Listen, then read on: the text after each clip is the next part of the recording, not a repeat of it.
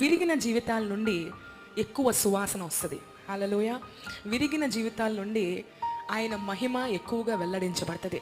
అది వాక్యం చెప్తుంది. మీకు ఎంతమందికి తెలుసు, ఒక స్త్రీ తన జీవితం అంతా కూర్చుకొని, సంవత్సరం అంతా కూర్చుకున్న ఒక డబ్బులతో ఒక అత్త జతామాంసి అత్తరు తీసుకొని, ఆ అత్తరు సీసా తీసుకొచ్చి యేసు పాదాల దగ్గర ఒక్క క్షణం కూడా ఆలోచించకుండా విరక్కొట్టి అక్కడ కన్నీటితో ఆయన పాదములు తుడుస్తూ యేసుని ఆరాధిస్తుందంట. హల్లెలూయా.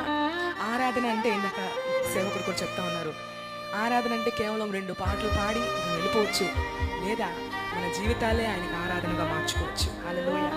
విరిగిన మనం ఎన్నో పరిస్థితుల్లో అందరు ఇరుకు శ్రమల మార్గంలో వెళ్ళిన వారమే. నాదొక సాక్ష్యం అయితే మీరు ఒక సాక్ష్యం ఉంటుంది ఖచ్చితంగా.